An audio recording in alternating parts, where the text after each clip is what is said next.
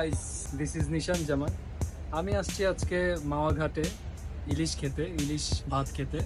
আমার প্রথম ব্লগ এটা। 4 বন্ধু মিলে আসছি আমরা। তো অনেক দিনের ইচ্ছা ছিল আমরা 4 বন্ধু মিলে রাত্রে আসবো ইলিশ ভাত খেতে। আমাদের খাবার রেডি করতেছে, দেখি কেমন হয় আমাদের খাবারটা, কেমন আমাদের ঘোরাঘুরিটা কেমন হয়। তারপর আমরা এসে পড়লাম অনেক ঘোরাঘুরি করে ইলিশ বাড়ি রেস্টুরেন্টে।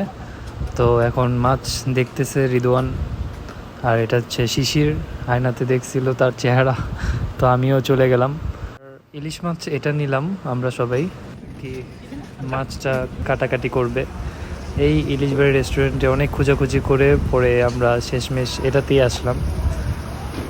এখন এটাতেই আমরা খাবো। এখানে আমরা ইলিশ মাছটা দেখলাম। তো যে কাটাকাটি হয়ে গিয়েছে আমাদের মাছ, এখন ভাজবে।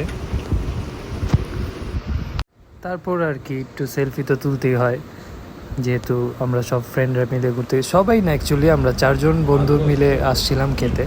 আমাদের খাবারও রেডি হয়ে গিয়েছে, তো এখন আমরা খাওয়া দাওয়া করবো। এই ড্রিঙ্কটাও অনেক মজা ছিল।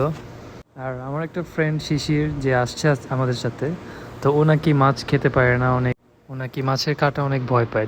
শুনি তাহলে কিভাবে খায় বাসায়।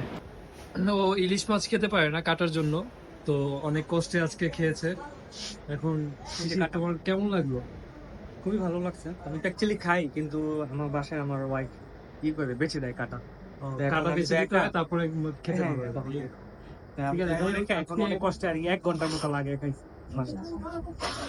যাই হোক, সাহস দেখে যে খেয়েছো, এটাই তো সবচেয়ে বড় কথা।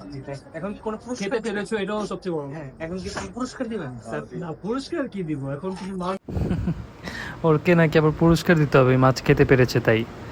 যাই হোক, আমাদের তো খাওয়া শেষ, কিন্তু আমার আরেকটা ফ্রেন্ড মিম, ওই আবার অনেক লেট করে খাওয়া শেষ।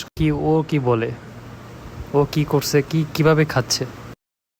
আমাদের সবার খাবার শেষ হয়ে গেছে, কিন্তু মিমের খাবার এখনো শেষ হয়নি।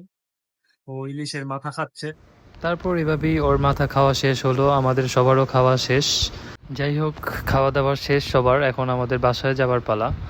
তো এখন আমি যে আজকে ব্লগ করলাম, এটা আমার প্রথম ব্লগ ছিল। আমি চেষ্টা করলাম আর কি ব্লগ করার জন্য, যদি উৎসাহ পাই তাহলে অবশ্যই আরও ব্লগ করব। জানি না ভুল ত্রুটি হয়েছে কি না, ভুল যদি হয়ে থাকে তাহলে অবশ্যই ক্ষমার দৃষ্টিতে দেখবেন। আর ব্লগটি যদি ভালো লেগে থাকে তাহলে অবশ্যই শেয়ার করবেন, লাইক করবেন। যাই হোক, সবাইকে আসসালামু আলাইকুম। আমার ব্লগ এখানেই শেষ করছি। সবাই ভালো থাকবেন, সুস্থ থাকবেন। ধন্যবাদ।